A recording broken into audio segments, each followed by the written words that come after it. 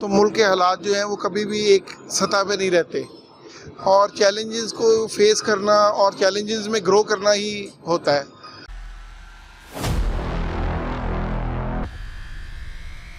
Sir 3 साल के बाद ये एग्जीबिशन हो रहा है और जाहिर है कि आप लोग खुश तो होंगे डेफिनेटली, लेकिन साथ साथ कहा यह जा रहा है कि हमारे पास इकॉनमी के इंडिकेटर्स भी अच्छे नहीं हैं। ये जो डबल इम्पैक्ट है, ऐसे हालात में एग्जीबिशन हो रहा है, क्या पिक्चर बन रही है, क्या एक्सपेक्टेशन है, क्या परसेप्शन? देखिए, मेरा ये ख्याल है कि हालात तो चैलेंजिंग रहते ही हैं। गिवन आप पिछली हिस्ट्री उठा लें हमारी, तो मुल्क के हालात जो हैं वो कभी भी एक सतह पे नहीं रहते और चैलेंजेस को फेस करना और चैलेंजेस में ग्रो करना ही होता है। अब आप ये देखिए, कोविड कितना बड़ा पेंडेमिक था, लेकिन कुछ कंपनीज हैं जो इसमें आउटस्टैंडिंगली ग्रो कर गई हैं। मेडिकल हो गए, फार्मा हो गए, मास्क वाले हो गए, वो काफ़ी ग्रो कर गए। कुछ डाउन भी गए हैं, तो these are up and down. मैं इसको नहीं समझता।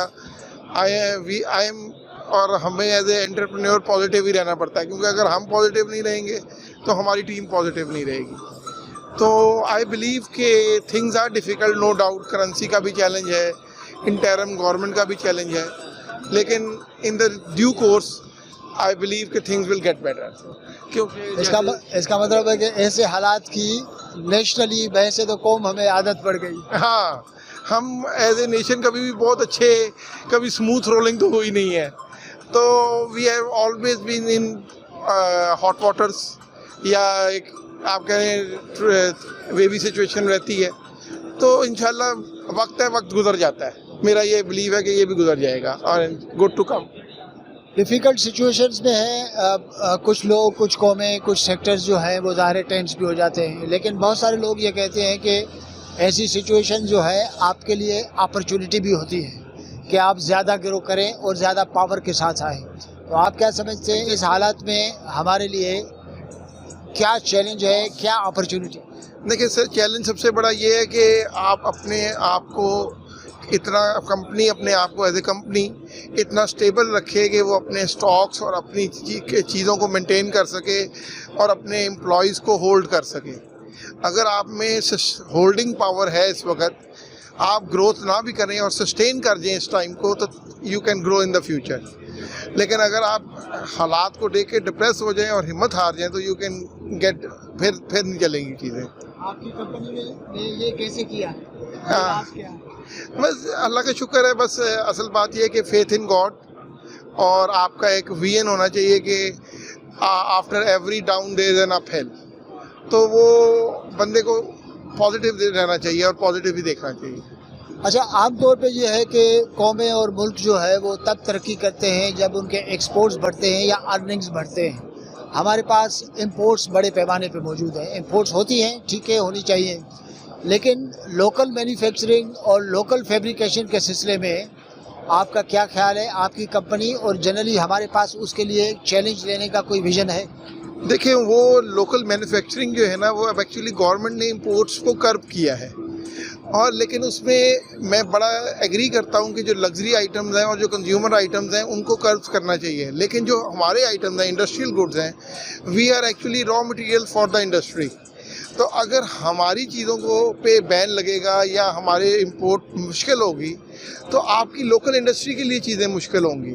फॉर एग्जांपल, रिसेंटली एक SRO आया है जिसमें काफ़ी चीज़ें 100% मार्जिन पे चली गई हैं। तो वो उससे क्या होगा कि हमारे लिए हमारी लिमिटेशन बढ़ जाएगी इंडस्ट्री को सर्व करने में, लोकल इंडस्ट्री को। तो थोड़ा सा हमें ये देखना पड़ेगा कि जो चीज़ें मुल्क के अंदर प्रोड्यूस नहीं हो रही और जो हमारी इंडस्ट्री को चलाने के लिए ज़रूरी हैं, उनको फ्रेंडली रखा जाए। और इस वक्त जो हमारा ये सारा कैपिटल गुड्स का काम है, उसको थोड़ा सा यही चीज़ की ज़रूरत है। लेकिन ये जो रॉ मटेरियल है जो आप कह रहे हैं इंडस्ट्री के लिए, बिल्कुल आप वजह फरमा रहे हैं, लेकिन ये रॉ मटेरियल भी हम खुद क्यों न बनाना शुरू करें?